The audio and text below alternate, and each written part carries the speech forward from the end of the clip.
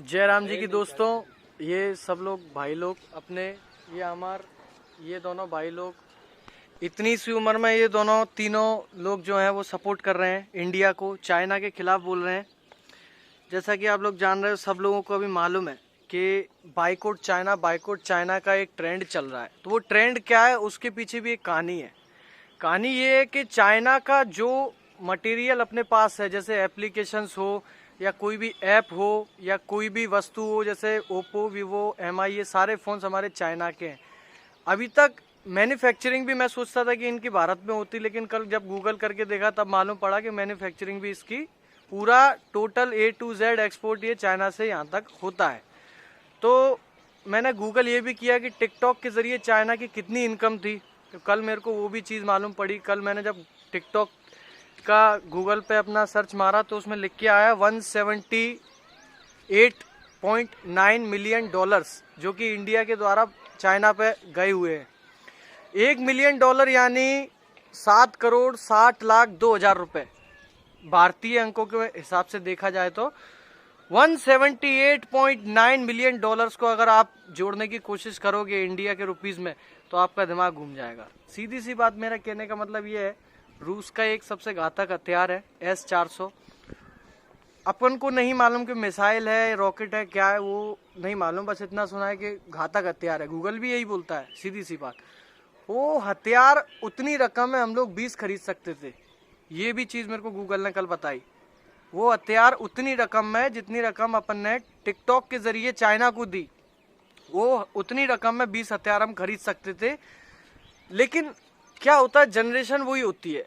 एक आदमी यही सोचता है कि मेरे डिलीट करने से या मेरे ये सब करने से नहीं, क्या होगा, मेरा क्या होगा, मेरे से थोड़ी ना चाइना पैसे कमा रहा। आप लोग खुद सोचो, जब इतनी सारी जनसंख्या के हिसाब से $178.9 मिलियन वो अपने यहाँ ले गया, भारत की करेंसी आधी चाइना पर रखी, किसके जरिए? हम लोगों के जरिए। गलती तुम्हारी है, हमारी, सबकी गलती है। मैं ये बात नहीं बोलता हूँ कि मेरे पास किसी भी चाइना का कोई भी प्रोडक्ट नहीं है, ऐसा नहीं है। मेरे पास एमआई का फ़ोन है, मैं ये खुद बोल रहा हूँ, गलती से आ गया, लेकिन अभी इसको तोड़ नहीं सकता क्योंकि मेहनत करके मैंने कमा के लिया है। सीधी सी बात है, जब ये फ़ोन बेचूंगा उसके बाद, आज के बाद कभी कोई चाइना का प्रोडक्ट नहीं, कोई चाइनीज़ ऐप नहीं। टिकटॉक की जगह रोपोजो ऐप आया है, आप गूगल प्ले स्टोर पर जाके देखो, रोपोजो ऐप डाउनलोड करो, वो ऐप को आप सिंपैथी दो, उसको टिकटॉक के लेवल पर पहुंचाओ। टिकटॉक थोड़ी ना, जिस लेवल पर टिकटॉक आज है उस लेवल पर टिकटॉक पहले नहीं था। पबजी जब आया था तो वो 1 GB का था, आज वो 3 GB का है। किसके जरिए? हम लोगों के जरिए। हम लोगों ने सपोर्ट किया तो वो आगे बढ़ा ना, हम लोगों ने सपोर्ट किया तो वो आगे बढ़ा। लावा, माइक्रोमैक्स, ये जो इंडियन कंपनी है, इंडियन कंपनी ने जब फ़ोन निकाले तो 5-5, 4-4 हज़ार रुपये के फ़ोन निकाले, तो जनता बोलती है इसमें वो सॉफ्टवेयर नहीं है, इसका कैमरा अच्छा नहीं है, इसका कुछ भी अच्छा नहीं, ये मेरे को नहीं चाहिए। तो एमआई ने जब, ओप्पो ने, वीवो ने, इन कंपनियों ने जब लॉन्च किया इंडिया में फ़ोन, तो उनकी रकम क्या थी? 4,000, 5,000। उनके अंदर भी कोई खास बात नहीं थी, लेकिन उसको जब बढ़ावा दिया तो आज वो 50-50 हज़ार का मोबाइल निकाल रहा है। अगर यही बढ़ावा हम लोगों ने माइक्रोमैक्स, लावा, जो इंडियन कंपनी है, इंटेक्स, इनको दिया होता तो आज एमआई की जगह इंटेक्स होता, ओप्पो की जगह लावा होता, वीवो की जगह माइक्रोमैक्स होता। जो करेंसी हमारी बाहर जा रही वो हमारे देश में रहती, हमारे काम आती, और जो बाहर जा रही है उसका अगर हम हथियारों पे भी जोड़ा जाता तो हो सकता है मैं ये नहीं बोलता हूँ कि इतने से हम चाइना से लड़ने चले जाएंगे, नहीं भाइयों, एक कड़वी बात है लेकिन सच बात है। सीधी सी बात ये है कि चाइना के आगे भारत एक दिन भी नहीं टिक पाएगा, ये बात ध्यान रखना। उसके पास बहुत टेक्नोलॉजी है और उसने अपने दिमाग से बनाई है, उसकी इंडिया ने उसको सपोर्ट किया है, उसकी जनता ने उसको सपोर्ट किया है, सॉरी इंडिया बोल गया, जनता ने उसको सपोर्ट किया है, तब जाके आज चाइना बना है। उसके पास इतनी सारी टेक्नोलॉजी है कि एक दिन भी नहीं लगेगा भारत में कब्जा करने के लिए उसको, सीधी सी बात। आपको ये लगता होगा मैं चूतिया हूँ, ऐसी बात बोल रहा हूँ, देशभक्ति मेरे अंदर जाग रही है। भाई लोग, देशभक्ति सबके अंदर जाग जाएगी जब चाइना घर में घुस के हमारी माँ बहनों को बाहर खचोरेगा ना, तब आप लोग बोलोगे कि उस टाइम पे इसकी इतनी औकात नहीं थी, अगर इसको बढ़ावा नहीं दिया होता तो आज ये चाइना में नहीं होता। कई लोग बोलते हैं तुम बहिष्कार कर रहे हो चाइना का, ओप्पो का मोबाइल चला रहे हो, वीवो का मोबाइल चला रहे हो। भाई लोग, उसको तोड़ने से कुछ नहीं होगा, उसकी करेंसी ऑलरेडी वहाँ पहुँच चुकी है। आपने जो खरीदा वो पैसा आपकी जेब से गया, उसके पास पहुँच गया, उसको तोड़ने से उसको भी कोई फायदा नहीं है और आपको भी कोई फायदा नहीं है, सीधी सी बात। मेरा ये कहना है, फोन जो आपने परचेस कर लिया है, फोन हो चाइनीज कोई भी प्रोडक्ट हो, परचेस कर लिया, उसको तोड़ो मत, लेकिन ये याद रखो कि आगे से कोई भी चाइना का प्रोडक्ट हमको नहीं लेना है, जनरल सी बात।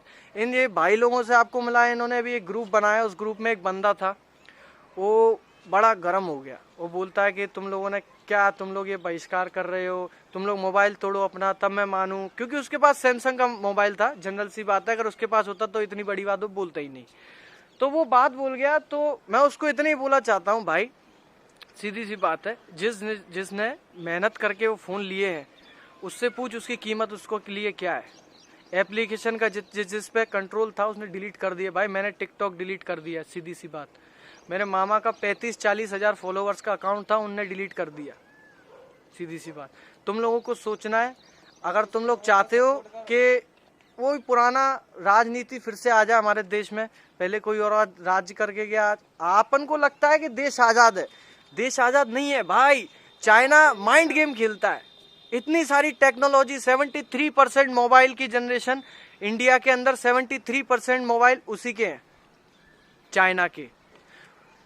नोकिया आया, सैमसंग आया, इनमें क्या कमी थी, लेकिन MI, ओप्पो, वीवो, इन लोगों ने मार्केट डाउन कर दिया, पूरा मार्केट डाउन कर दिया, A to Z। किसका फायदा हुआ? उसका फायदा हुआ। वो देश सीधा किसी को भी धमका देता है। आपने सोचा क्यों? क्योंकि सारे देशों की करेंसी कुछ ना कुछ % उसके पास रखी हुई है। वो व्यापार कर रहा है, हर देश में व्यापार कर रहा है, वो दिमाग से व्यापार करता है। आपको मालूम है, दिमाग से व्यापार करता है वो देश, और वो देश एक ऐसा है जो किसी को भी सीधा धमका सकता है। और चाइना से सीधा लड़ना हमारे बस की नहीं, रशिया अमेरिका तक की बात नहीं है, सीधा लड़ना। अगर चाइना और इंडिया की लड़ाई होती है तो वर्ल्ड वॉर होगा, ये ध्यान रखना। वर्ल्ड वॉर को कोई नहीं रोकेगा, क्योंकि उसके पास भी सपोर्ट है कई देशों का, हमारे पास भी कई देशों का सपोर्ट है, सीधी सी बात है, ये सबको मालूम है।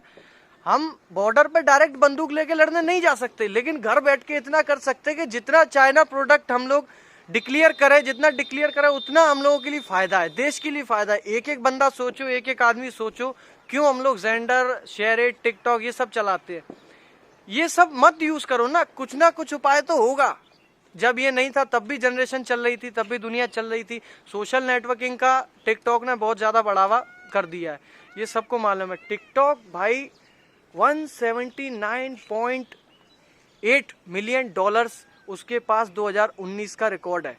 2020 में 3 महीने से 4 महीने से लॉकडाउन चल रहा है, तो आप लगा लो आदमी दिन में 10-10 वीडियो बना रहा है, तो इस साल का उसके पास कितना पैसा जाएगा।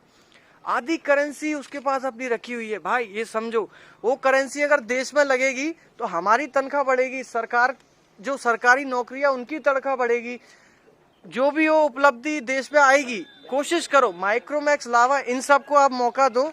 हो सकता है जब आप मौका देंगे, जब बिक्री होगी तो सामने वाले के पास पैसा जाएगा, उसकी टेक्नोलॉजी बढ़ेगी, वो नए नए फीचर्स अपने को देगा, तो वो इंडिया की इंडिया में ही बना रहेगा ना भाई। मैं जितना बोलना था उतना बोल चुका हूँ, अब सोचना आपको है बहिष्कार चाइना का करना है या नहीं करना है, क्योंकि मेरे ख्याल से आपको करना चाहिए, यही सही है जो भी है। चाइना से भाई एक दिन ऐसा होगा कि वो हमारे घर में घुस के, अब आगे कुछ बोल नहीं सकता हूँ।